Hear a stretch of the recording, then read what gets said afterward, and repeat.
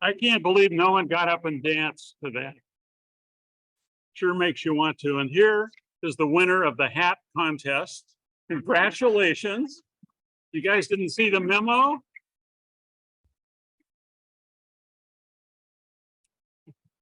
Well, hello, everybody. Welcome to Redmond Historical Society's last Saturday speaker series of the season.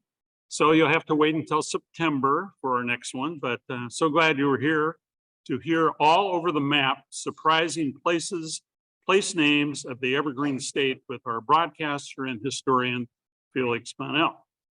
And this program concludes the spring, as I mentioned, so we look forward to seeing you in the fall. I'm John Oftebro, president of the Society and part of the program committee. And if anyone would like to improve on and add to our programs, we're looking for new people to help us with new ideas. So please consider that. For those of you on the Zoom, please confirm that you can see and hear us using the chat button. Click at the bottom of your screen to open the chat window. You can then select who you would like to send the message to by clicking on the drop down next to the to, then type in your message and press the enter. We also would like to know how you found out about this program and also how many of you know how your hometown got named. So think about that. We'll also have a Q&A session at the end of today's program, so please use the chat to send out any questions or comments you would like to share. Paula will address the Zoom questions first, and for those of you attending in person, you can please hold your questions to the end of the program. Once again, it's just great to see you here. We've got 30, 35 people on the Zoom, so welcome to all of you out there. You should really be here though, because the treats that are outside are homemade by Mary Sullivan and Cynthia Olson, and they're worth coming to just for that. Before I introduce our speaker, just a couple comments about the society right now. And you Zoomers who are out there, thank you for hanging in with us last weekend. We have a couple of little Wi-Fi issues that pop up once in a while, but we're working on that. So We're also looking for 2 or 3 more volunteers to join our board. It's an active board, it's a fun board, and specifically we're looking for people in the area of technology, membership, or marketing. So if you like what we're doing and want to have some fun with our board, meet new people, please see me or Holly or Joanne. Where are you, Joanne? There's Joanne over there, our volunteer coordinator. I'd also like to thank our many volunteers who put this together, and also Mary Sullivan. You stepping in? Okay. Mary Sullivan and Cynthia Olson from Compass Realty, who work hard at treating you with their homemade treats. When you leave today, those of you who are members and have renewed your dues before January 14th or lifetime members can step over and see Paige, because she has this incredible gift tote for you. And if you're on the Zooms, you need to call the office and arrange to come down and pick one up. Anyway, they're pretty cool. And so if you hadn't renewed in time, you still can renew, and then maybe next year you'll get one of these. And at the same table, we have some legacy packets. That's to help us sustain our activities financially, either now or into the future. So help yourself to a packet or some information there. And speaking of donations, we had an incredible donation 2 or 3 years ago. We were kicked out of this building so that it could be reestablished for early childhood. And when that happened, we needed to find space in the city. So Robert Pantley and Natural and Built Environments granted us 2 years, 24 months of free rent in one of his buildings, which amounted to about $25,000, as I can tell. So incredible gift. So you'll appreciate that. They were to be here in person, but they had conflicts to accept their History Hero Award. So that was that. And if you'll bear with us for a couple of minutes, Holly's going to set up our slide. All righty, good morning, everyone.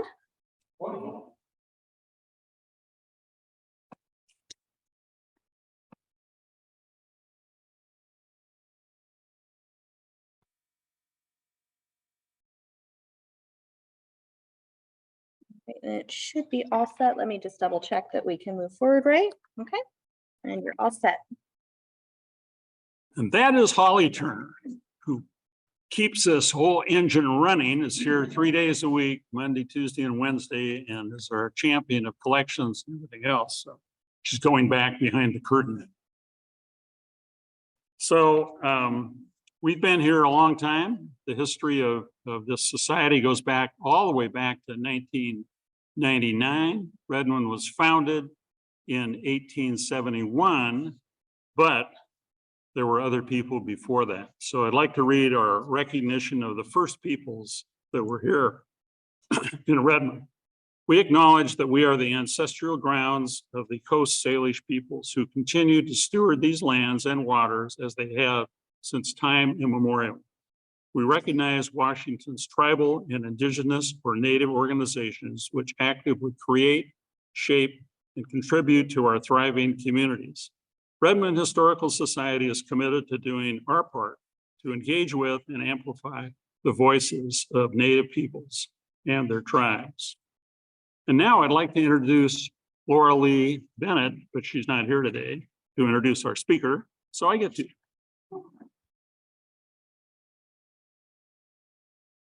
We have the pleasure of hosting, had the pleasure of hosting Feliks Banel in the past. In 2018, as a Humanities of Washington speaker, he brought us stories on the origins of Pacific Northwest Radio. We hosted Feliks again in 2020 on one of our first online Zoom programs.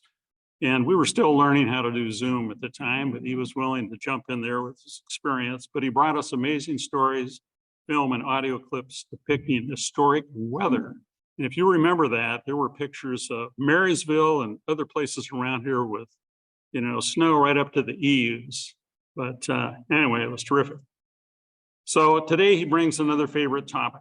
He has been studying place names since his sister gave him a copy of Washington Place Names when he was 10 years old. In this illustrated presentation, Feliks explores the stories behind some of the formal and informal names of places and things around Western Washington, including some that are not found on the maps. Feliks is a broadcaster and historian who focuses on Pacific Northwest history, geography, cartography, and pop culture. He presents stories about Northwest history twice each week on Cairo News Radio, and is host of a weekly radio program and podcast called Cascade of History, heard live Sunday nights from historic Magnuson Park on Space 101.1 FM. And I have listened to 2 or 3 of those. The one you did a few weeks ago with David Williams, that was really cool. So somebody's listening. All right. Okay. So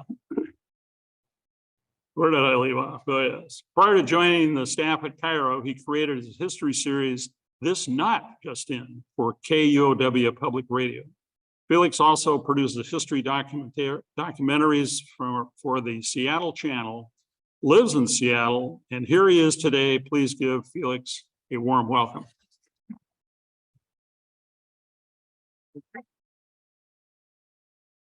Thank you, John. Well, we used up all my time reading off my biography, so thanks for everyone for coming today.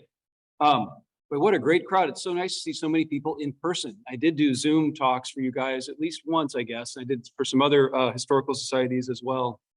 It's so nice to see everyone here. And it's such a large audience. I wish I'd devoted more time to putting together a really nice presentation for them. No, just kidding.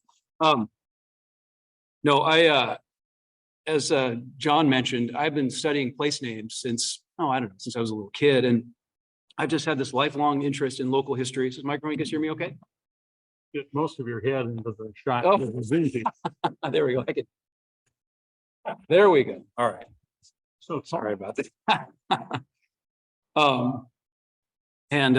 I grew up not far from here. I went to Lake Washington High School. Was always excited every year when the Redmond High School students would deface the kangaroo mascot painted on the side of the high school by enhancing it anatomically.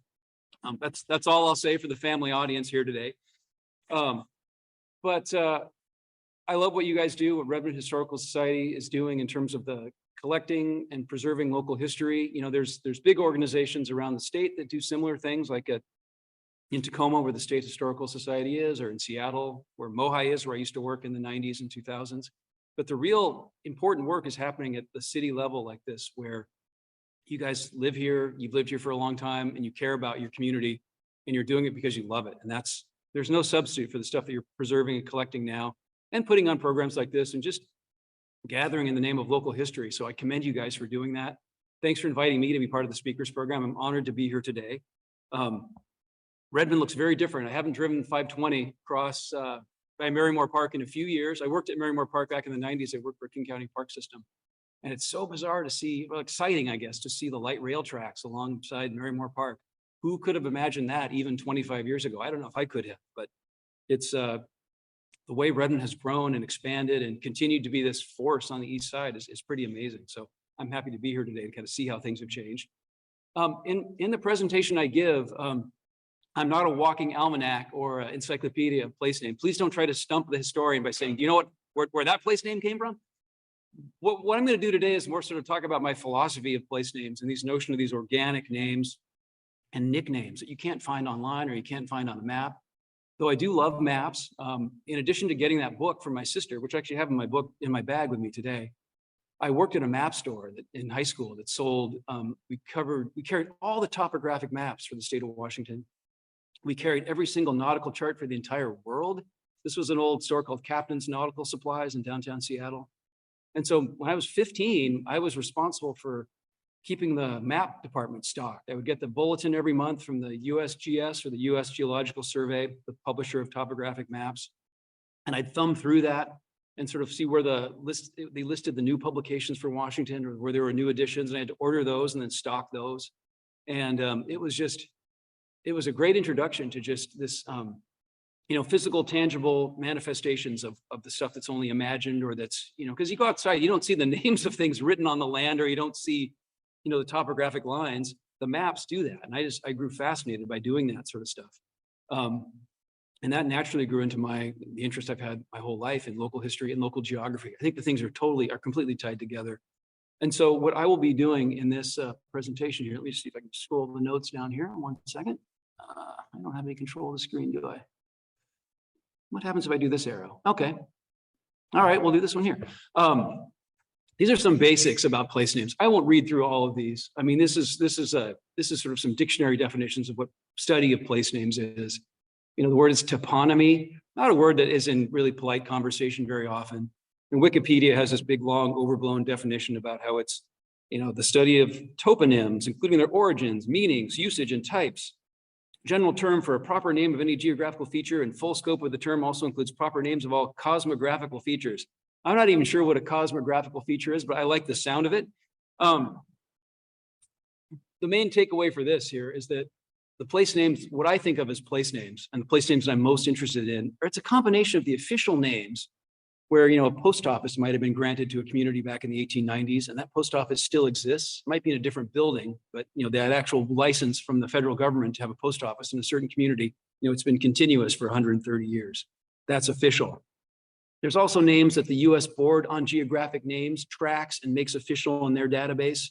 And those filter up from the state level, and it's a different process in each state. Usually there's a board that meets on some kind of regular basis and looks at new names that people are proposing, or in recent years, there's been a lot of effort to sort of erase sounds like I disagree with the policy, but there's names where there's efforts to rid the database of names that are now found to be offensive. And you can probably imagine the words that I'm talking about that are in a lot of common place names. So there's all those official names, and there's official names on things like schools and parks and, you know, airports even. And those aren't necessarily in some official database someplace, but we all know what the airport's called, or we all know what a certain school is called. Then there's these sort of semi-official names of neighborhoods. This is where I start to get really interested, where the name is called something by people, but it's not necessarily, there's not a sign that says it, or it's like, maybe it's like, you know, it's east something or west something, or there's just sort of there's a human living, breathing element to it. Like it's not written down necessarily.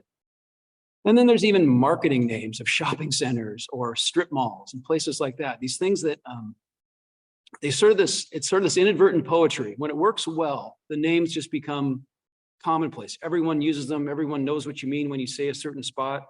We'll talk about a lot of things like that. And what all of them have in common are a couple elements. They're obviously, if you didn't have names or anything, it would be really hard to direct people, really hard to say where you lived, or really hard to get a fire truck to come to your house. But there's also elements of ownership. You know, the earliest people placing names on the land were indigenous, and everything was a nickname. There wasn't a written culture. There wasn't anything. No one kept a database of the name of this stream or that lake or that mountain pass or anything like that. The names were just known. So it wasn't until Europeans started coming here in the 18th century, let's say, and started creating this need to kind of keep track of things and impose, whether it was, you know, the Spanish trying to indicate that they thought they owned the Northwest, or the British doing the same, or the US doing the same. You know, it was all this sort of jockeying for power and position and ownership. And in some ways, even a nickname for a local town or a local community or a local neighborhood, that's kind of a different form of ownership, but it's meaning sort of belonging. It's kind of a sense of belonging to something by calling someplace a shared common name that everyone kind of agrees to. So that's the basic premise for the way I look at place names. And I think if you had a real genuine place name scholar, a toponymist, or whatever it would be called, they would probably agree with everything I put on this page here. I get a few more categories into the mix here to make that I really like. These are sort of unofficial nicknames for any and all of the above. Let's talk about the airport, for instance, for a minute. The biggest airport here. Who can tell me what the name of our nearest international airport is from where I'm standing right now? SeaTac. Everyone agrees, right? Has anyone noticed how they're starting to actually call it SEA? Is that anyone raise a show of hands? Yeah, a few hands. I noticed on Channel 7, Cairo TV, which is separate from the different company than the radio station I work for, they keep calling it SEA. Like we have a reporter live at SEA. And I know the Port of Seattle has been trying to mess with that name as well, but I think they're going to lose that battle geographically or organically. I don't think SEA will ever catch on. And who remembers my favorite story about SeaTac? That name really dates to about 1940 or so, the earliest I could find that being used in for a name for a vessel. And being described, a couple other kind of joint activities going on between Seattle and Tacoma during World War II. There might be some early times where it's mentioned, but that's when it really comes into use, before the airport is around 1940 or so. Back in 1983, our great senator, Henry M. Jackson of Washington State, died suddenly in his home in Everett. He had a heart attack.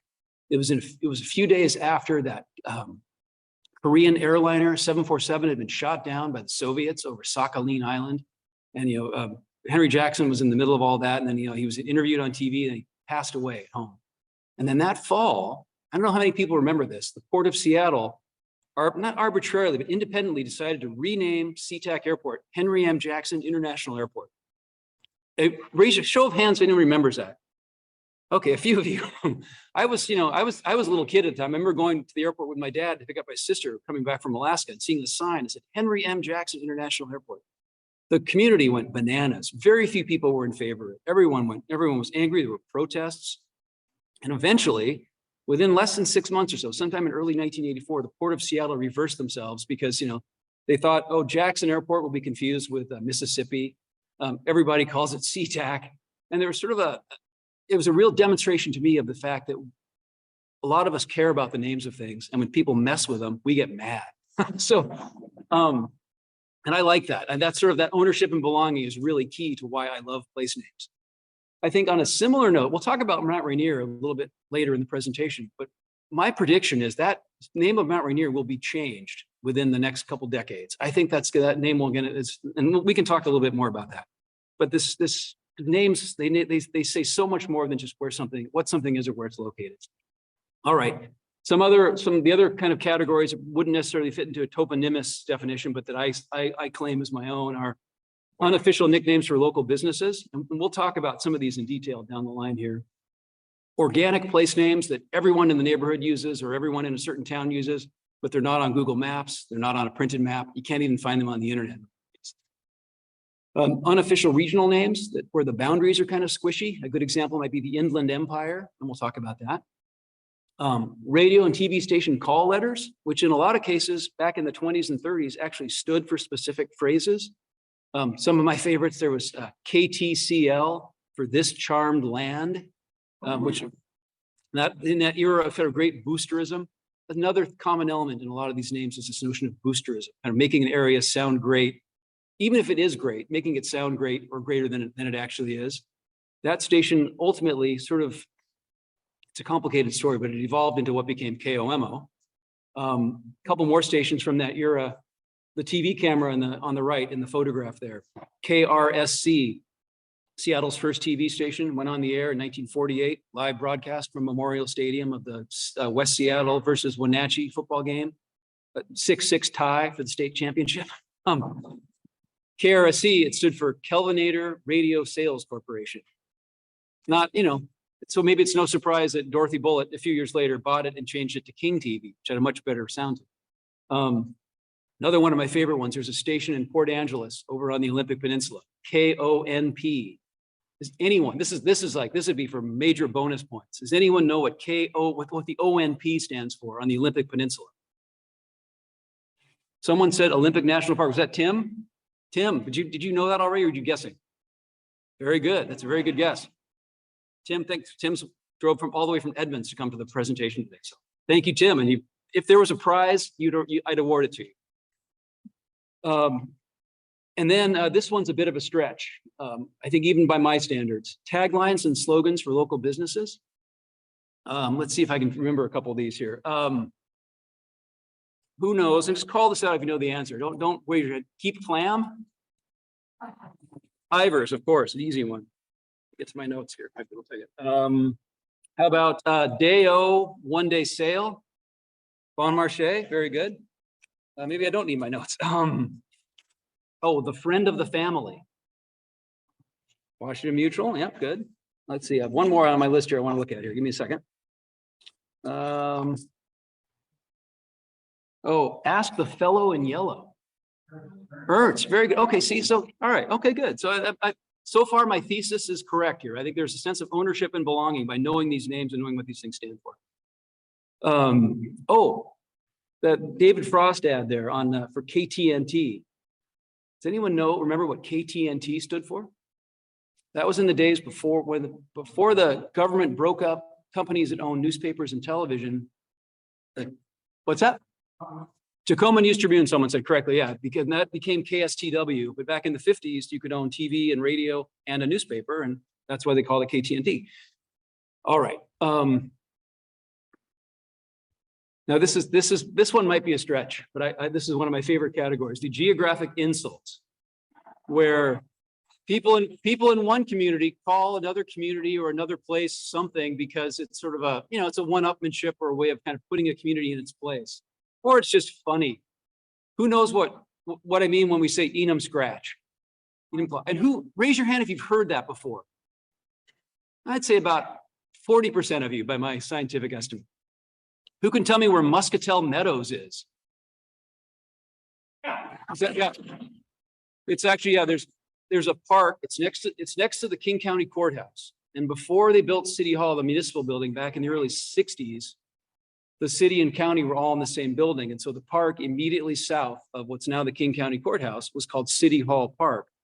But for decades, it's been home to people who are inebriated or otherwise, impaired. And it's been called, the earliest reference I could find, I think, was the 1940s. So that being called Muscatel Meadows. So it's a long, and we're not the only part of the country. I've found that term in other cities as well. I think Miami had a Muscatel Meadows. So it's sort of it's specific to us, but it's not exclusive to us. Mercedes Island. Okay, who's heard that one before? I'm always curious. Just a handful. What I remember Mercedes Island from was in the 1980s, when kids would go to punk shows in Seattle, punk music shows, and the kids from Mercer Island always drove Mercedes. And so it was sort of a way of putting Mercer Island in its place as this wealthy enclave, different from Kirkland or Redmond, our beloved little honest, true East Side towns, and Mercer Island being this sort of she like Beverly Hills type of thing. All right. I think I already talked to someone who lived near Garlic Gulch. Who knows where Garlic Gulch was? Was that you, Teresa? Okay. And why was it? So Teresa said Garlic Gulch was Rainier Valley. And why was it called that? Yeah, big Italian immigrant community right around, where Six Stadium was and where it's now, I think it's a Lowe's Hardware. My favorite sort of subcategory of geography in Garlic Gulch is Tightwad Hill. When that stadium was built in the late 1930s for the minor league Seattle Rainiers, there was part of the outfield beyond the fence where the fence wasn't tall enough to block the view. So you could sit on Tightwad Hill and watch the baseball game for free. Listen to Leo Lassen on the radio, the voice of the Seattle Rainiers. Okay. Anyone here attend the University of Southern Crossroads? Yeah. Who has heard the phrase University of Southern Crossroads? Okay, I have a handful of people. Okay, so I'm not totally crazy. Thank you for raising. Was that one hand up? Okay. That was it was a joke. If you were in high school, I remember this back in the 80s. Hey, what are you going to do after you graduate from Lake Washington High School? Oh, I'm going to go to USC. Oh man, really? Yeah, the University of Southern Crossroads. Ha ha ha. Okay. And Portlandia is the television program, and Portlandia is this sort of, in some people's minds, Portland is worse than Seattle because it's even more liberal and even more politically correct, even more woke. So that's what they call Portland. And Freeattle, I don't know. And the pronunciation of Seattle, we're going to talk about pronunciation of place names as well a little bit later on. But my mom grew up in London. She was born in the late 20s. She was there during the Blitz. And when she was reading Betty McDonald's book, The Egg and I, in like 1948, and my mom would have been about 20 years old, she thought it was pronounced Seattle. So she didn't know. She had never heard the word Seattle, and being in London in the 40s, you never heard the word Seattle. So anyway, all right. Now, the next category are these business nicknames.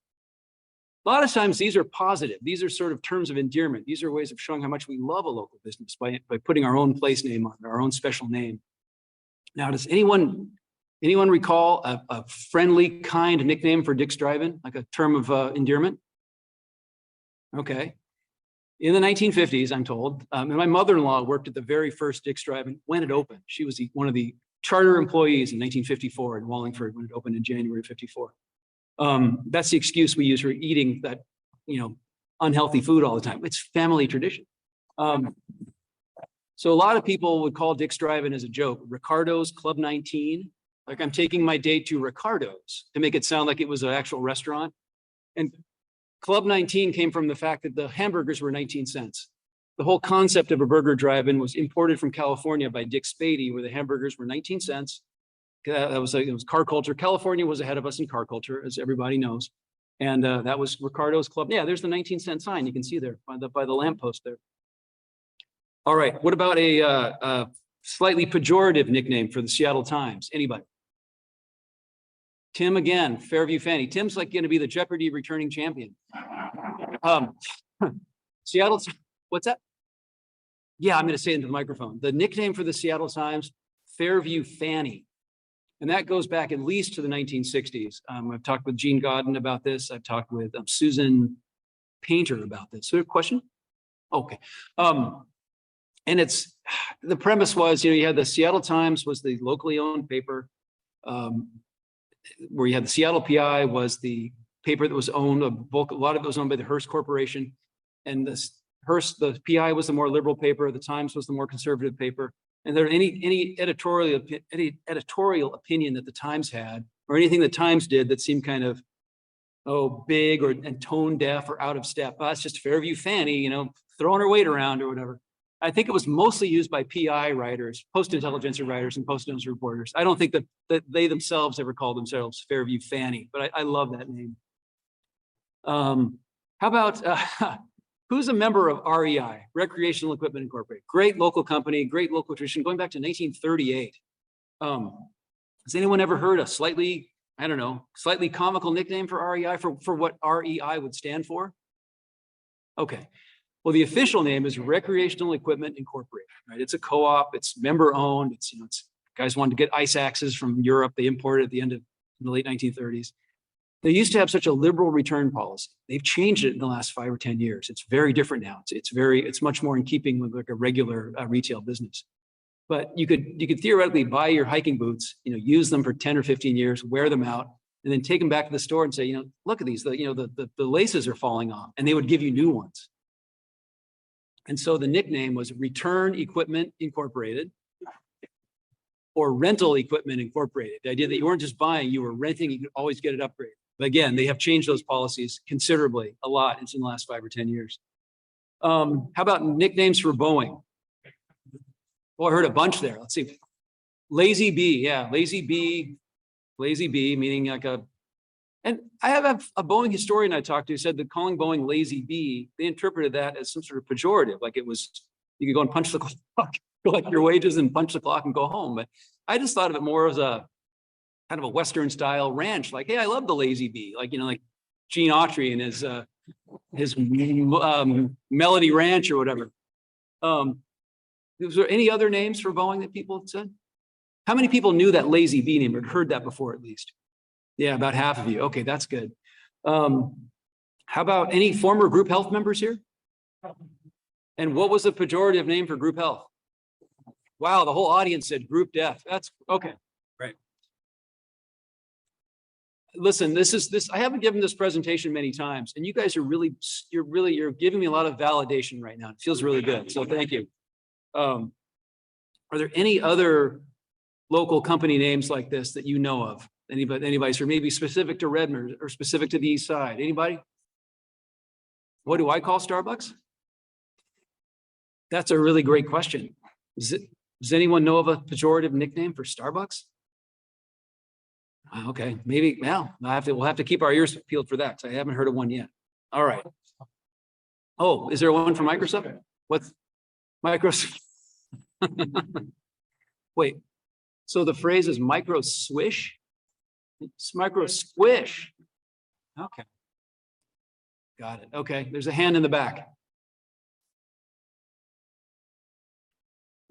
Okay, so we're getting a comment from the back that Ernst, the old hardware store, where you asked the fellow in yellow if you were paying attention a few minutes ago. Dirty Ernie's? That's it. I'm going to write that one down. I'm going to use that one for my next audience. Dirty Ernie's. Now, did it have some specific connotation or just sort of a fun thing to say? Okay. That's a lot of times these names sometimes have no specific meaning or anything you can trace back. It's just fun to say. I think Lazy Bee is kind of that way myself. And group death, I should explain that one. Group health, it was a co-op. Again, we're known for our co-ops here, whether it's REI or Puget Consumers Co-op. And the premise was that they just grew so fast in the 70s and 80s that there weren't enough doctors to go around, and you just had to wait in line. And it wasn't group health, it was group death, which is a bad thing for a medical organization to be known as. So certainly that would certainly fall into the pejorative category. All right. Now this is one of my, I don't know if this is my favorite category. This is a category that I've been lucky enough to get a lot of great help with from some listeners to the radio show that I do for Cairo. You know, I was talking to somebody before the program about Dead Man's Curve. And it's a Jan and Dean song from the 1960s. It's a term that I've been able to locate using newspaper record searches in many parts of the country, other parts of the world as well. And the Dead Man's Curve that I knew around here was right at the bottom of Old Redmond Road before we take that big hairpin turn before you got down to Westlake Sammamish. Anybody else call it that? Okay, I'm getting about a dozen hands. Okay, good. It's so valid. I don't know if you guys are enjoying this, but I'm being so validated today. I'm having a really good time. So Dead Man's Curve was something we used a lot when I was a kid. Like I just go driving past Dead Man's Curve, whatever. When I talked about that on the radio a couple of years ago, I made the call out. Let me know. Are there other places like this around Seattle, around the Northwest, where the community has applied some kind of name to it that I can't find anywhere else online? And lo and behold, I heard from this gal named Nancy. I think that's her real name. That over in Newcastle, over on, south of here, I guess, toward Renton, there's a place called Marijuana Road. And it's just this little, it parallels Coal Creek Parkway. It's some of the old, it's an old road that actually dates back to the 1890s even, I think, the original road that became Marijuana Road. And she was kind enough to share the photograph. That's Nancy standing next to her bicycle. And you see like the contemporaneous notes written in hand, Nancy and something on Marijuana Road. And, I imagine this name probably came about in the 1960s. Kids, young people have always sought places like to hang out away from prying eyes, whether it's to, have a kegger in the woods or smoke marijuana in your car, or the sort of the Lover's Lane name, which, that's almost every community had something they would call Lover's Lane. So I think Marijuana Road was kind of a version of that was specific to that era when marijuana use was really on the rise and much more mainstream than it had been prior to the late 1960s, early 1970s. And I then, after I talked about Nancy on the radio and shared her story, I heard from a guy named Doug, who was probably a generation younger than Nancy. And he had gone to high school in that part of, I think at Hazen High School maybe. And when they would run for track, they called it Pot Hill. So the name had sort of morphed a little bit, but the idea was the same. That's another variation on place names that I really like, where you get, marijuana or pot or, road or hill. It's just the organic quality, the non-specificity of it is something that's very, it's just so organic. I love that it's so organic. Like the US Board on Geographic Names probably doesn't list Marijuana Road and or Pot Hill for that matter. Same thing goes for the Devil's Elbow. And this is in Renton. It's a street that dates back probably to the 1880s, the 1890s. It's been closed off to traffic for probably 50 or 60 years. It's a really steep hill where at the bottom there's a really sharp turn. And rather than calling it Dead Man's Curve, they call it Devil's Elbow. And I found that term in other parts of the world. Even there's a Devil's Elbow in Scotland. There's a Devil's Elbow in a couple states around the United States. So, again, if you look in your old Thomas guide, if you have the old atlas, or even if you Google, well, until I wrote stories about this for the radio station, you could Google these things and they wouldn't turn up, but they're there and they're kept alive by subsequent generations of people. Because I would say it's hard to quantify now how many people call that road Marijuana Road. I bet there's not very many, but there are a few. So I love that organic quality of that. Now, a similar category is the obscured names. Does anybody know the memorial name or the dedication name of the 520 bridge across Lake Washington? Okay, raise your hand if you knew that. I'll repeat it. Yeah, I'll repeat it. The name is it's the Governor Albert Rossellini Bridge. And so show of hands again, please. Who had that? So I would say 80, 90% of you. That's a really well-known term. How many ever call it that? Yeah. That's true of so many of these names, especially around here. I lived on the East Coast briefly 30 years ago. And I've spent time in Chicago, and there's other cities that there's something different about them, different from the West, where these names really become like they call like the Tobin or like the Sumner Tunnel in Boston or the Tobin Bridge, or the names they get used in conversation. Everybody knows what you're saying. Nobody would say, "Oh God, I got stuck on the Rossellini last night and it was terrible." People would scratch your head and they think you were crazy. One quick little anecdote about that Rossellini Bridge. For the 40th anniversary when that bridge opened to the public, it actually opened in August of 1963. It opened the same day as the March on Washington, when Martin Luther King gave his "I Have a Dream" speech. Split screen moment, right? Martin Luther King giving his speech and Governor Rossellini dedicating 520 Bridge.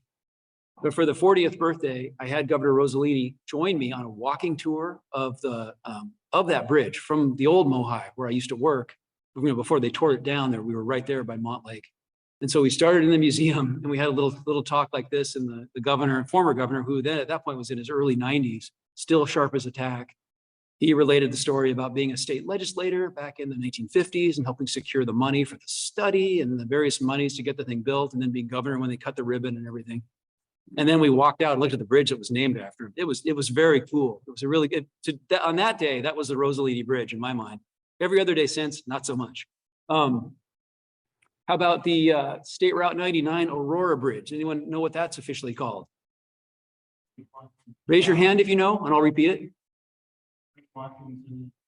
No, it's the George Washington Memorial Bridge. Yeah, the Aurora Bridge. It was dedicated on February 22nd, 1932, which would have been George Washington's 200th birthday. So it has a centennial coming up in about, what is that? Can't do the math, about 9 years. I don't know if centennials are a thing to celebrate for bridges. That's a whole different, especially around here. But that name, again, if you said, "Yeah, did you see the traffic on the Washington the other night?" Then no one would know. Well, you guys, the people who raised your hands, you would know what that person was talking about to you, but you think that person was weird. Let's see. How about the I-90 bridge? Let's go to the westbound one first. How about the westbound I-90 bridge? Anybody know that one? It's very esoteric. Homer Hadley. That's the other one. Yeah, the I-90 bridge was originally built in 1940. It opened in July of 1940. One of the first floating bridges in the world, right? Actually, floating concrete structures, cabled, attached to the bottom with cables and stretching across the lake. And the highway director in those days was a guy named Lacey V. Murrow, whose brother, Edward R. Murrow, at that point was, making his famous broadcast from London about, this is London, and, keep bringing the Blitz home to American living rooms while, Britain was under attack from Germany. We weren't in the war yet, but anyway, two very famous guys who grew up in Skagit County. They'd moved here from North Carolina when they were kids, but they grew up in Blanchard, not too far from Cedar-Woolley. Anyway, so the bridge was named for Murrow, I think sometime in the 1950s, named for Lacey V. Murrow. There's my favorite part of the story, and the ironic thing. Do you remember when that bridge sank in the Thanksgiving storm, the Thanksgiving weekend storm of 1990? That's a picture of it right there. There was nobody on it. It was under construction. They were renovating it. They were using this slightly dubious procedure called hydro demolition, which was high pressure water to chip all the concrete surface off the deck. I think they were getting rid of the curbs and everything so they could resurface it with a new, because they were expanding it. They built a new bridge alongside the Homer Hadley, if you took notes.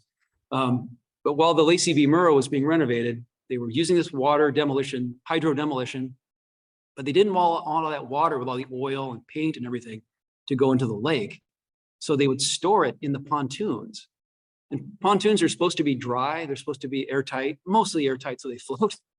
So someone had the idea of, let's use the pontoons to store the wastewater, which meant that they floated lower in the lake. And then when something went wrong during that storm on that weekend, in Thanksgiving weekend, 1990, it was a catastrophic thing. One sank and all hell broke loose, and they eventually ended up on the bottom of the lake.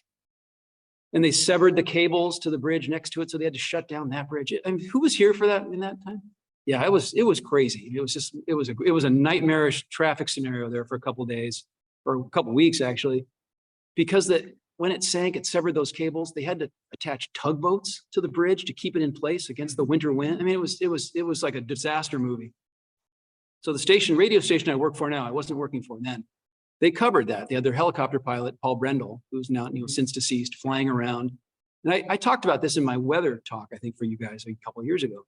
he was like Edward R. Murrow describing, he said the bridge rolled, it looked like a great big aircraft carrier just rolling over and it will go to the bottom of the lake and it will. Brilliant extemporaneous coverage from a helicopter pilot about what was going on on the lake surface. So here, 6 months, 8 months later, Cairo submits all this material and gets an Edward R. Murrow Award. No one at the time pointed this out. I figured it out maybe 10 years ago. They got an Edward R. Murrow Award for the sinking of the Lacey V. Murrow Bridge. Crazy. Just like, what were the chances of that ever happening? Okay, and we talked about Homer Hadley. What about the waterfront tunnel? Highway 99 waterfront tunnel. Anybody? No, you said Battery Street. That's the old viaduct tunnel that's been filled in, no longer there. I'm talking about the relatively new tunnel. It's still, you pay a toll to go through. It goes, there isn't a name for it at this point. It was kind of a trick question. What I was hoping, I wrote a story about this a couple of years ago. In 1948, probably as the viaduct was being built, or they hadn't broken ground for it yet, but it was on the drawing. An architect named Paul Theory. Has anyone ever heard of Paul Theory before? Relatively well-known architect, mid-century architect in Seattle. He designed what's now Climate Pledge Arena for the World's Fair, when it was the Coliseum at the World's Fair. He designed a bunch of very modern houses in different parts of Seattle. He designed the original Museum of History and Industry, kind of a flat roof building, it's the international style, very, very futuristic at the time. And Theory, who he's quoted in the paper in 1948 saying, don't build a tunnel, don't build a viaduct on the waterfront, don't clog up the waterfront with another bunch of like structures and blocking the light and the view. Put a tunnel under the city. So I mean, he was predicting a tunnel, 50 years, 60 years before it actually happened. I think it should be named for Paul Theory, but that's just me. Anyway, that's a whole nother story. All right, let's see.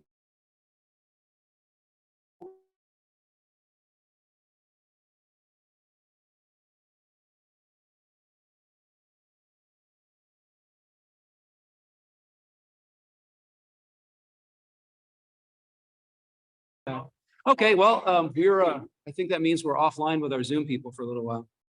Your internet connection is unstable. So I will, let's improvise until we get filling the dead air, we call this. I could do this. I could do this for hours. Oh, we're back. And I think actually our Zoom is still connected. It's the screen that's giving us some trouble. So the folks on Zoom can still hear you. If you want to chat with the audience for just a moment. All right. Well, let's see. Oh, and we did get a couple more pejorative names from the chat. Excellent. Pejorative names from the chat. Yeah. So one we got was Charbucks for Starbucks. Starbucks. Okay. Very good. I get that. Yep. And that one makes sense to me. I've always heard that they over roast the beans for greater consistency. In their coffee. Was there another one? And then for Whole Foods, either whole check or whole salary. Whole paycheck. Yeah. I consider that a national one. Same thing with Pottery Barn, which a lot of people call Poverty Barn. Yeah. It shows how much we love that store, right? Yeah. Term of endearment. That's the phrase.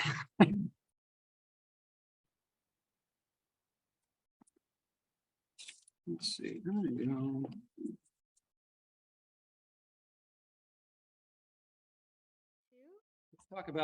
Let's talk about pronunciation of place names. I usually do this right at the end, and we'll probably skip this when we come back around to it again. Does anyone have a favorite mispronounced local place name that you hear people who you hear it and you know right away that person just moved here? Okay, so I'm hearing Puyallup. How do people say? Oh, we back on? I think it should be. I'm going to double check on our Zoom, but I think that should be right. Yeah. All right. Okay. Hold those thoughts. Hold those thoughts. I think I'll just go and start from the very beginning in case anybody missed anything. Thank you, John, for the lovely introduction. It's nice to see everyone today. My name is Felix. I'll be your presenter. We'll be here till 3 or 4 o'clock by my estimation. And there's no basketball playoffs. Oh, good, we're back rolling. All right. Okay.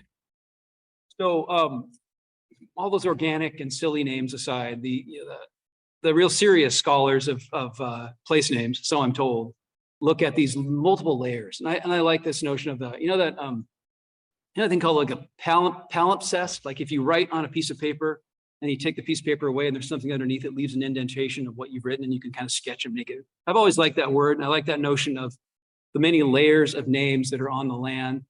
In some cases, you can point to a mountain or something and there's been 3 or 4 names for it, but there's always some reason. And sometimes it's totally unknown why one particular name stuck.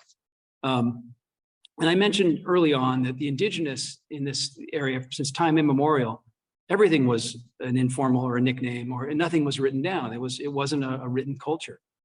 And that's a whole different sort of philosophical matter. But when you try to study Northwest history and all the accounts are written by Europeans, there's no indigenous person who 200 years ago was writing what they thought about when they saw, Lewis and Clark coming to town, or when they saw Captain Vancouver, pulling into what's now Elliott Bay.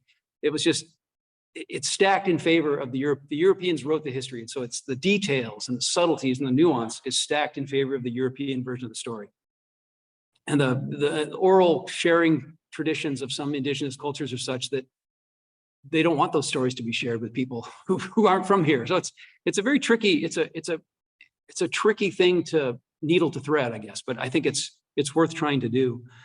But we had the Spanish here in great numbers in the 18th century, like in the late 1700s, even before Captain Vancouver was here, before Captain Gray was here. You had the Spanish landing on shore and creating settlements and naming things. And some of those names stuck around, like Fidalgo Island, right? That's named after the one of the people who actually settled briefly at what's now Nia Bay. And we'll talk about that in a little bit.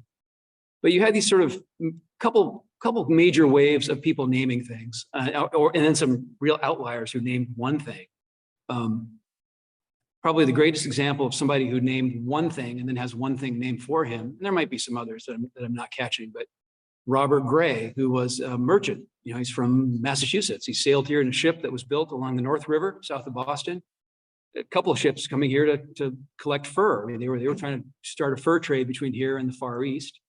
And he sails into what we all know as the Columbia River. He names it after a ship, the Columbia Reviva. And in other literature, it's called, the River of the West or the Oregon. But that all stuff kind of comes later.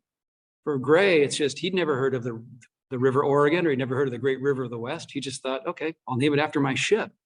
And that's an assertion of, American sovereignty or American claims to a part of the world that was certainly inhabited forever by indigenous people. But no one politically, none of the other colonial powers like Spain or England or anybody have been able to really, or Russia, even for that matter, have been able to put any boundaries around it or lay any claim to it that stuck, right? It was all very much up for grabs. Again, that's a very European perspective to put it that way. It probably wasn't up for grabs if you lived here. So you had Robert Gray naming the river in 1792. Poor Captain Vancouver had sailed past a week or so earlier and thought, boy, that sure looks like a big river coming out of there, like all the, the different colored water and the opening between the headlands. But he thought, nah, that's not a river there. So he was very disappointed to learn a few weeks ago when he bumped into Gray up in the Strait of Juan de Fuca. And then you had another very intentional American effort in the 1840s. Well, first of all, Lewis and Clark, right? They're out at what's now the Washington coast in 1805, 1806 in the Oregon coast. And they get credit for being the first people to write down in their version of English the names of a lot of native tribes and things that words natives used for things. If you have any experience with Lewis and Clark, they're the worst spellers in the world. They would spell the same word 3 or 4 different ways in one or two pages in their journal. I don't know if it was some kind of indicative of something eating away at their brains. I don't know. Because, usually if you misspell something, you misspell it the same way again and again, not Lewis and Clark. So that's why you see all sorts of different spellings for what eventually became the Cathlamet or, any of the indigenous names that we're familiar with now for what's now Washington and Oregon. But this very intentional group, this naval expedition in 1841, led by Lieutenant Charles Wilkes over there on the far right. He sailed over much of the Western Hemisphere and spent a lot of time surveying and exploring the Columbia River, surveying and exploring Puget Sound, and putting names on everything. I mean, Commencement Bay in Tacoma was named by Wilkes because that's where they commenced their survey. Elliott Bay was put there by Wilkes. And there's some mystery as to which Elliot he was talking about, but we think that mystery has been solved. And then everyone since then, right? Everyone since 1841, whether it's the Hudson's Bay Company setting up like Fort Nisqually or Fort Vancouver, it's just this crazy, I don't know, melange or what's that Ken Burns jazz documentary, a gumbo. It's like this crazy mixture of all these influences, some that stick, some that don't. There's several, it's hard to pinpoint the very earliest name applied to some part of what's now the Northwest that has a direct European connection. But I think by far, it's got to be the Strait of Juan de Fuca. And that's the story behind, we could do a whole hour on that. But the story about that, it's more like mythology, is that in the 1590s, a Greek navigator who was working for the Spanish in Mexico somehow made his way, sailed up to what's now 48 degrees north, in what they were searching for in those days called the Straits of Anian, Straits of Anion, got the pronunciation right on that, which was some sort of a gap between the continents, between North America and Asia. Eventually they figured out it's really the Bering Strait was the gap between Asia and North America. But in the 1500s and 1600s and 1700s, they're looking for either the Northwest Passage or the Straits of Anion. And the legend goes that Apostolos Varianos, this Greek guy who fancied himself as Juan de Fuca, sailed up there, noticed the Straits of Anion, and came back and told the Spanish about it. And then, it took them another 200 years to find it. It's a great story. It's a great myth. That name, the term Oregon, probably has more mystery about it than anything we'll talk about today. No one really knows where that comes from. There's a French word for storm, meaning like Oregon, I guess. One of the great place name scholars of all time in the Northwest, a guy named Lewis MacArthur. He's part of a family we'll talk about in a second, of 3 generations of Oregonians who've been studying place names. He thinks it's from a misprint or someone miswriting or misspelling the name of the Wisconsin River, which, when you anglicize native terms, it's like Lewis and Clark, it's always spelled differently. And if you could see how this was spelled out, you would see that there's this, you could kind of buy what MacArthur is saying, that this Wisconsin River, if you spell it slightly incorrectly, leave off the last syllable, becomes this phrase Oregon. And then around 1817, not long after Lewis and Clark have published their journals, their journals have been published, and they never used the phrase Oregon in there. They never used that word Oregon. Robert Gray never said Oregon.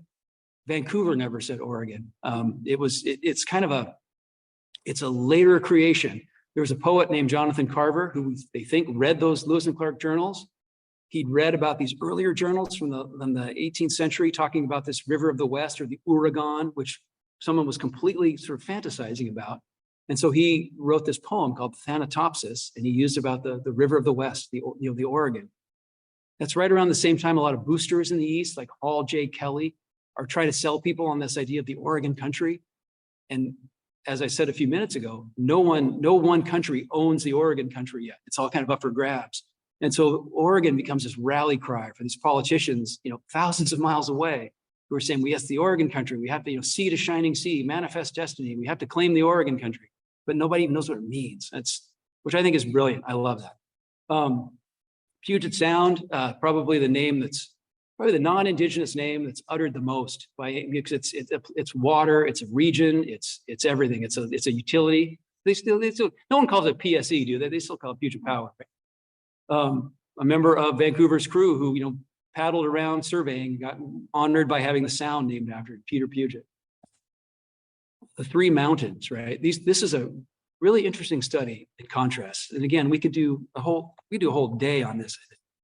Mount Rainier is named for Lord Peter Rainier, a friend of Captain Vancouver's. Never set foot in this area, fought against us in the Revolutionary War. All sorts of good reasons to not call it Mount Rainier. But, that name stuck, right?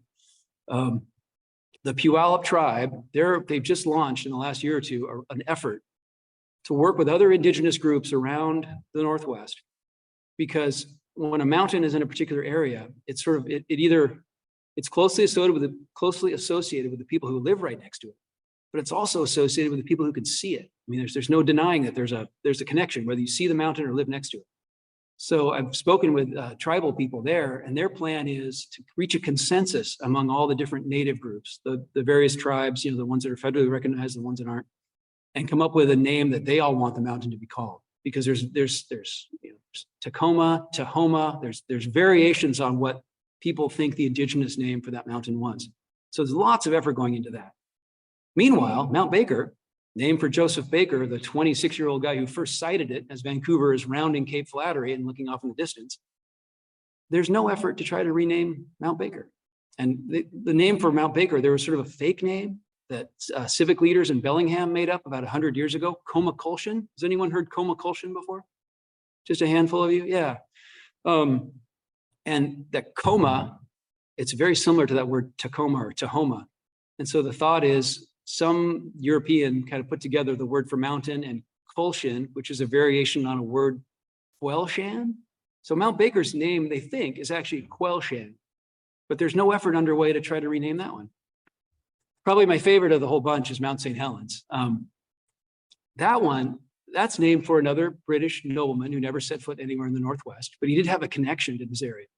His name was Elaine Fitzherbert. And rather than name the mountain Fitzherbert, which I think would have been a fine name, we'd all be used to it by now, right? Vancouver named it for the guy's title. He was the Lord St. Helens, or the first Baron St. Helens. It was a diplomat. He was a diplomat. He had helped settle a big conflict between the British and the Spanish up on Vancouver Island, which kind of led to the Spanish sort of retreating from this area. So Lord St. Helens, Elaine Fitzherbert, he deserves some credit, whether he deserves to have a mountain named for him. Again, I don't know of an effort to change the name of Mount St. Helens back to Lou Witt, which I think is what one of the indigenous phrases for Mount St. Helens. So, Hood Canal, also named for a British nobleman. Astoria and Fort George. That's another sort of a commercial naming of a location in the Northwest.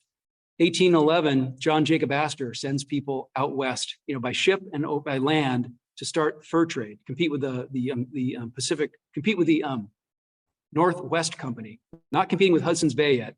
That's a whole nother complicated story. But the group from New York lands at what's now Astoria. They have a very horrific, they try to get across the Columbia Bar. Several people die on multiple attempts to try to figure out where the channel is. But the captain forces them. They finally go ashore on the north side of the river. And then they scout a better location and they name it Astoria in honor of their funder, John Jacob Astor. And so from about 1811 until about 1813 or so, that's known as Astoria. And of course, today we know it as Astoria. But when the War of 1812 broke out, the guys working for Astor, they got wind of it. They heard, okay, then they knew that a British ship was on the way to come and take Astoria by force as war booty in this, this War of 1812, one of the least understood wars we've ever fought in this country. And so Astor's men, they sell Fort Astoria to the Northwest Company, who are across the river on the Washington side. So not Washington yet. And so they sell it, they rename it Fort George after King George III. And not long after that, the Raccoon, the sailing ship, comes sailing up, and this captain of the Raccoon moves to forcibly take Astoria. And he learns that, he sees the British flag flying. It's like, it's already been taken, but they let him kind of pretend to take it by force. He raises the Union Jack and claims it for, His Majesty the King. And it's a great story because of this, the arrogance of this British captain or whatever it is that makes him want to pretend to take by force something that had already been sold. A couple of years later, the Treaty of Ghent has been signed in Belgium. And because that guy took Fort Astoria by force and formally took it for His Majesty, it has to be returned formally to the Americans. So it becomes this incredible, diplomatic way of asserting ownership to this part of the country, part of the world, that America obviously had some claim to as having activity there. But the fact this silly captain claimed it for his country meant that we got it back for our country. So it's anyway, just think about that whenever if you ever find yourself in a similar situation where you have to take something by force, but it's already been sold, just, kind of go with the flow on that one. All right, skip ahead here a little bit. I mentioned Elliott Bay. There's a couple different options. There was a midshipman whose last name was Elliott, and there was a chaplain whose name was Elliott on the Wilkes expedition. And for years, people debated who it was actually named for. And then at some point, somebody figured out in some old journals that Lieutenant Wilkes hated the chaplain named Elliott. And so they think it's named for the midshipman named Elliott. Kellogg Island is one of my favorite spots in the city. Upper right hand there, where that yellow is, It's the only part of the Duwamish River that still maintains some form of its original channel. I don't know, I stumbled across it doing another project about 10 years ago, but most of the Duwamish that you see through Seattle has been carved out like as an industrial channel. And there's bulkheads built up and it's been dredged out. For some reason, they left this little oxbow curve, not too far. It'd be upriver, it'd be south of Elliott Bay. And you can take your boat around it and it's got this, it looks like you're on some river that's never been touched by, human hands. And it's not quite that way. I mean, it definitely was shaped a little bit over the years, but it's the most raw and natural part of the Duwamish that still exists. And for years, it's been called Kellogg Island, and no one figured out why until about 2 years ago. There's a woman wrote a book about the history of the Duwamish River. She couldn't figure out the name. I looked at some old property records, people named Kellogg, that sort of thing. I couldn't find anybody. But then a guy from the Kirkland Heritage Society, a guy named Matt McCauley, looking through property records and figured out that that property had been purchased by a guy named David Kellogg, like 1864 or something. And so now we know why it's called Kellogg Island. Is there any sign that says it's Kellogg Island? Even on the maps, it doesn't really say Kellogg Island, but it's nice to know where that name originally came from. The map on the far right, I don't know why this map exists. It's from about 1830.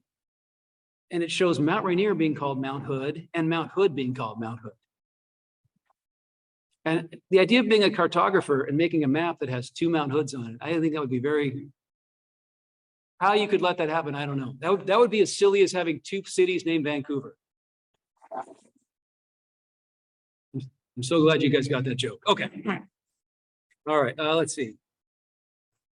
Some of these names, regional nicknames and identifiers, these are names that, they're not official, but they're names that are in use for long periods of time. And a lot of them, we don't know the origins of them. They just they kind of emerge organically. I've gone back and searched in some of the old books, like the earliest books from the 19th century, or you can do newspaper keyword searches. Let's go through a couple of them here.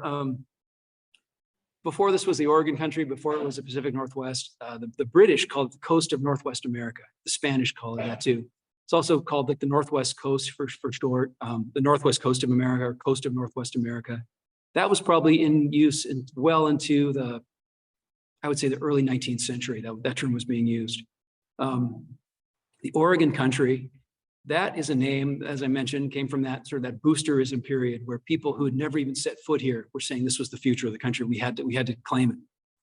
Pacific Northwest, I've just been researching this lately. And that term first seems to appear in newspapers sometime in the 1870s. And the P is capitalized, but the N isn't. It's sort of like the Pacific Northwest. It's not really a thing until more like the turn of the 20th century. And much more recently, you have people calling it Pac Northwest or the PNW. Who irritated when they hear someone say the PNW? Is that just me? Oh, you like it? Okay, why do you like the PNW?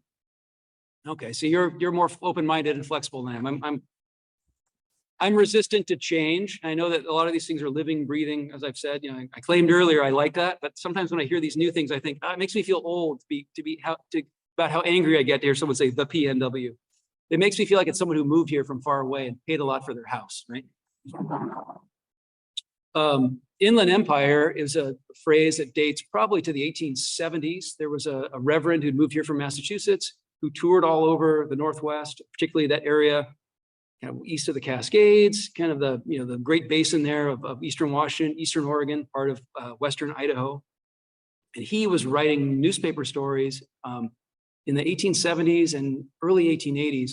We think he was on the payroll of the Northern Pacific Railroad, which, that's not a bad thing, but we think it was a part of the whole boosterism thing to see where, to get people to come here. And I think Inland Empire is one of those phrases that is slowly sunsetting. You talk to people in Spokane, relatively recent arrivals in Spokane, that term doesn't really come up. There are still some institutions that have that name, like, what's that? There's banks or some foundations that still call themselves Inland Empire. It's still there, but it's starting to feel like it's sort of kind of fading into the distance. Evergreen State, which is our state motto or our state nickname, that's never been officially adopted. It goes back to about 1889, 1890. A guy named C.T. Conover, who was a real estate investor. They spent tens of thousands of dollars printing up a big brochure. That's the cover of it there. Washington, the Evergreen State. They sent that off to the exposition in 1893 in Chicago.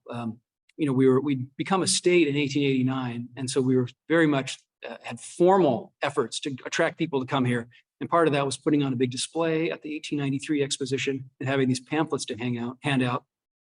And C.T. Conover, I think it's Charles Talmadge Conover. If you ever do any newspaper research in the old Seattle Times, he wrote a column for years called Just Cogitating, kind of an old man looking back at Northwest history. And he's a real character. I think he passed away when he was 99 or 100, maybe 40 years ago, 50 years ago.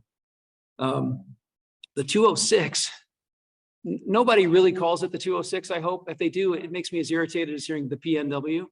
But there was that TV program that Pat Cashman put on a couple of years ago, kind of a much later follow-up to Almost Live. And I reached out to Pat to ask him, like, who came up with that clever name, and he couldn't remember. There was somebody who was, because he works with his son Chris on that show. And when it expanded from just Seattle to like Boise and Portland, they started calling it Up Late Northwest or something.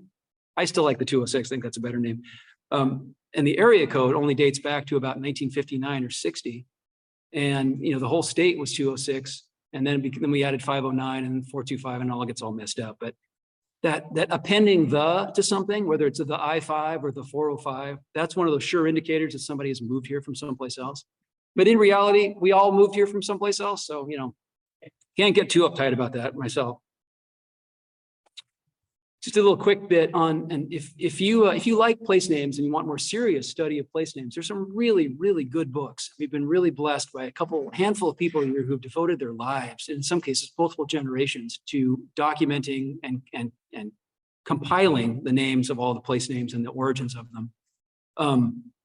In Washington, there was a guy named T.T. Waterman who published a book. It's really hard to find the original, but you can get reproductions of it with indigenous place names from much of the area around the Puget Sound. And unless you can read the Lushootseed or the Salish, the way he's written in English, anglicized Salish place names, it's a really difficult read, but it's worth trying to get through. I'm much more familiar and comfortable with Edmund Meany, who's the great University of Washington historian, who published articles about place names starting around 1900 and then compiled them into a big book in the 1930s. That book's hard to find and expensive. There's more recent ones, like the one that, let's see. The one my sister gave me, that's the actual book right there. Published by the University of Washington Press, still in print, still a good book. And then this MacArthur family, excuse me. The gentleman on the upper right there, he just passed away in the last decade. He was in his late 90s. He's the second generation member of the MacArthur family. His dad, back in the 20s, published the first volume of Oregon place names books, just called Oregon Geographic Names. It's a really fabulous book. This is one of the more recent editions. We have nothing like this for Washington. This is by far superior to everything that's ever been published about Washington names. But it covers enough stuff that's common to both states, and it's just a really great read. I highly recommend this one. And his, so Tam was the father. His son was Lewis. Tam was the nickname of the father. And then Lewis's daughter, Mary MacArthur, is now working on the 8th edition. She thinks it'll be the last one. She says it's not her passion the way it was for her dad or her grandfather, but she feels she owes it to the family. And she says she's a can-do gal to get it done. And she thinks it'll be the last print edition. Just the way the internet is taking over this kind of data, but she's working hard to make it, worth doing and different enough and updated enough from that 7th edition, which I think dates back to about 2003. Excuse me. One more guy I want to call attention to is this Guy Reed Ramsey. Those are his books on the lower right-hand corner. He came here to go to the University of Washington. I think he was from the Midwest.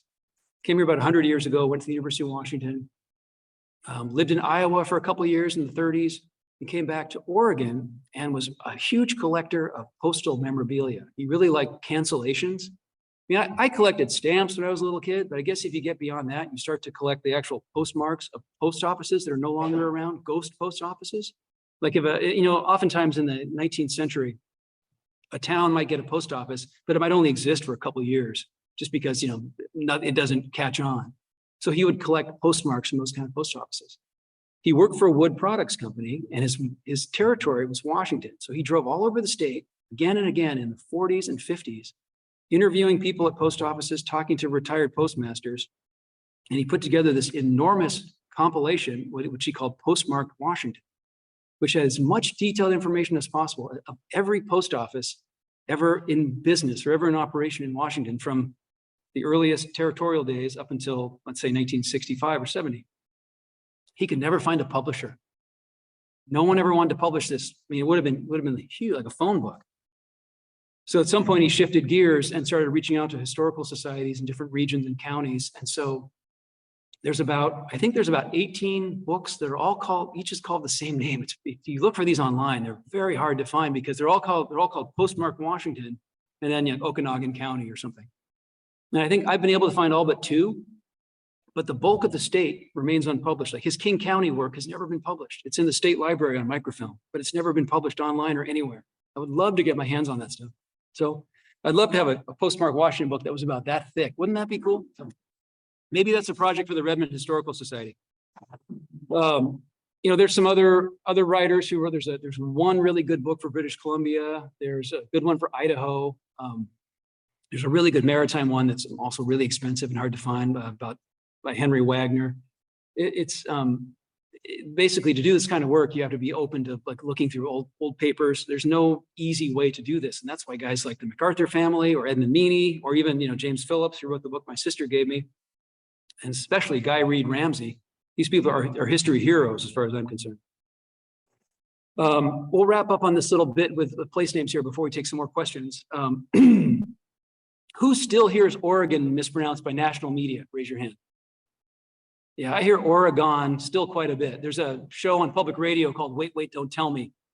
And I heard the host of that say Oregon a couple of weeks in a row. And I reached out to him, never heard back, but I heard him saying on a subsequent show, I've been mispronouncing Oregon. He started pronouncing it correctly. So I felt like I can claim credit for that. How about variations on how to say Washington? I'm hearing Washington. Anyone ever hear Washington?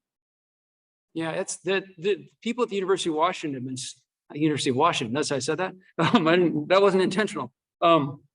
They've been studying the variations on pronunciation of Washington since the 1940s. That was when we had huge in-migration of people coming to work in defense plants, and that's where Washington came from. People from the different parts of the country where you didn't wash your hands, you wash your hands. And so if you're in the state of Washington, it's Washington. But there's some little sub-variant, and I went to junior high school with a guy named Tim Martin, who he said Washington. I remember that 40 years ago here and thinking, that's weird. But it's a thing, and these guys were studying that 80 years ago. How about that? Can you read that third item on the list there? Everyone said Colville? Did anyone say Colville? Be honest now. A couple of honest people in the room. It is actually Colville. And I told a couple of you before the program began, I work at the radio station, and we'll get new anchors moving here from new people working the weekend shift, right? The entry level shift. I'll hear them. I'll be driving my car, and someone will say like, "And there's another forest fire in Colville." So I'll pull over my car and I'll call anonymously. I'll call the news desk and say like, "Yeah, no, it's pronounced Colville." I don't want them to know. I don't want them to know it's. I want them to be corrected. I don't want them to know it's me correcting them. So, just about a month ago, I heard an anchor on one of the local TV stations mispronounce that name, one up from the bottom there. Oops. Everyone knows it's Keflamet? Wow, you guys are smart. You guys are brilliant. What a smart audience. Wow. Congratulations to Redmond Historical Society for having such smart people who come to their programs. This anchor said Keflamet. And I emailed her. I wasn't anonymous. I didn't know the phone number, so I had to send an email. I had to do it, using my actual email address. And I explained, and she was very gracious and said thank you. So, some of these ones are sort of a fish in a barrel, I think. How about let's see. How about number 6 down the list?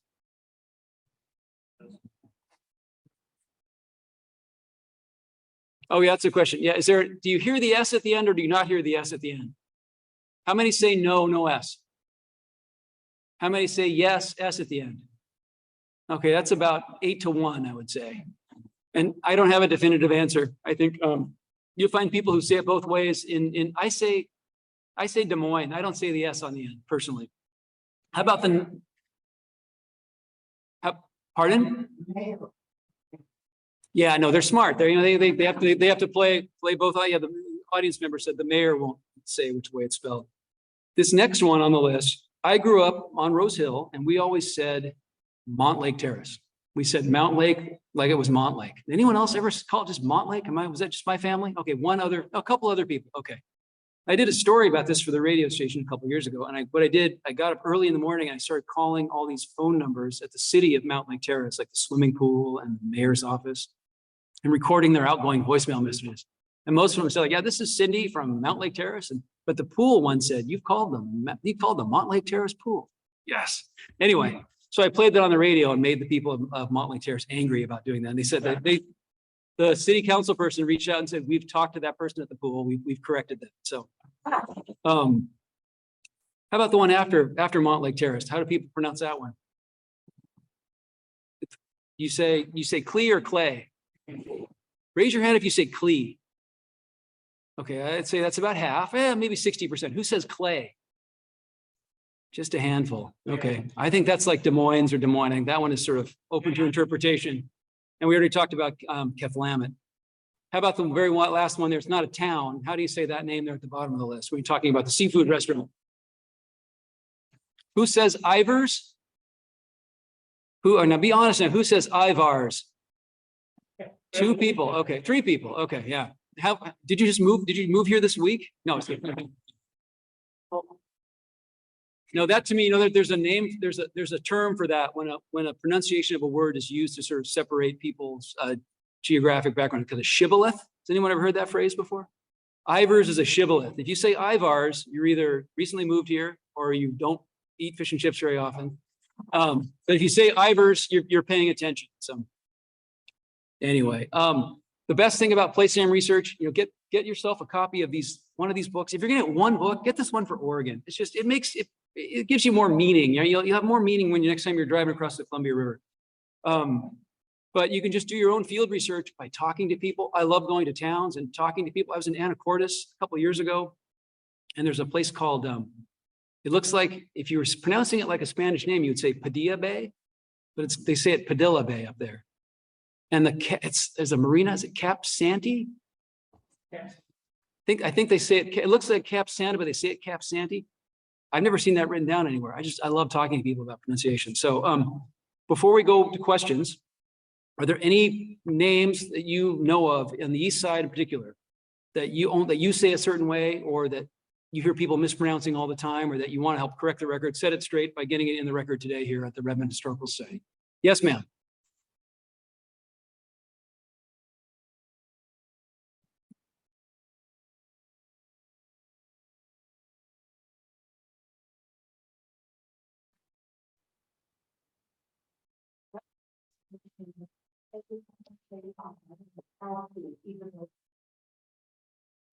Okay, so what our audience, go ahead, you did more.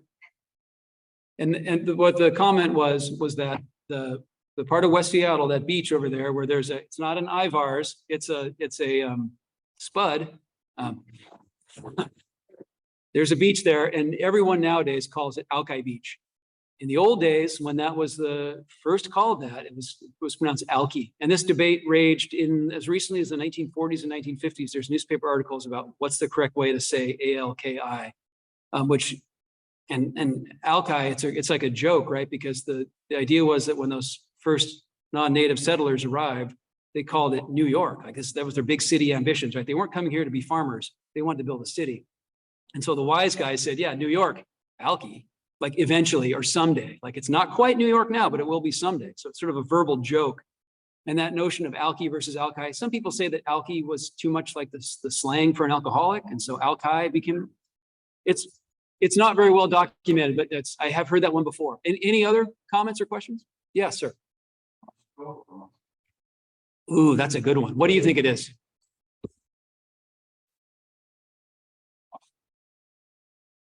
Okay.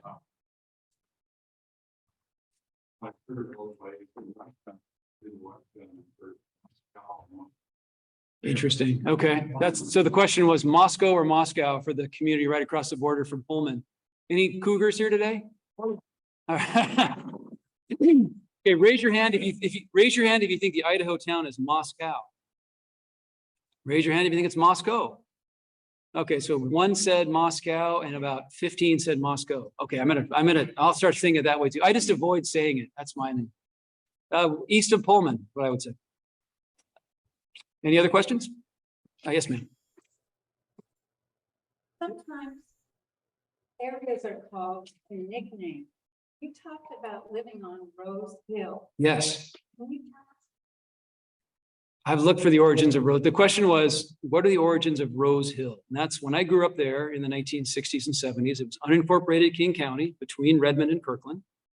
I think it was my sense is that it was some kind of a real estate marketing term that dated probably to the 1920s or 30s. After, they were selling Kirkland, Kirkland almost died in the 1890s, pretty much died, then came back a few decades later.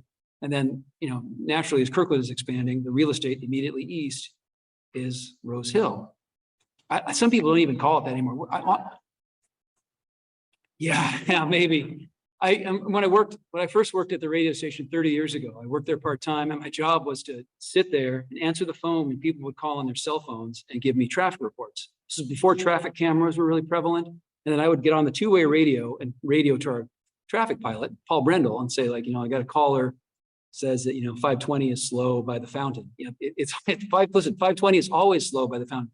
But if someone would call and say, yeah, northbound 405, north of 520, there's a wreck there on the right-hand side, and it's really slow, headed toward 70. I would radio Paul. I'd say, they have a caller saying it's pretty slow, heading up Rose Hill. I would try to get my own community name mentioned as many times as possible by Paul Brendel, and it usually worked. Yeah, I hear like, oh, no, it's heading up Rose Hill. It's slow on 405. Yes, no, please interrupt. Oh. All right. Take it away, Holly.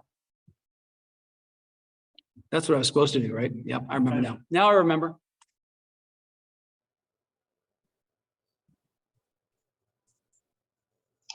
I wanted to give our folks on Zoom a couple minutes to get some questions in. So if you're able to, you can just pop those into the Q&A box or the chat. But thank you, Felix. That was a really excellent presentation. A lot of place names that I'm excited to confuse my friends with next time they ask where I am or where I'm headed from. But to sort of get us started while we're giving a couple seconds for folks to get any questions in on the Zoom, I wanted to bring up those, have you seen the place name abbreviation stickers? They're often sort of modeled like a marathon sticker, a round sort of black and white sticker with usually like a 3-letter abbreviation. And I was curious if you considered those place names of a sort, or if you've seen any unusual ones in Washington State.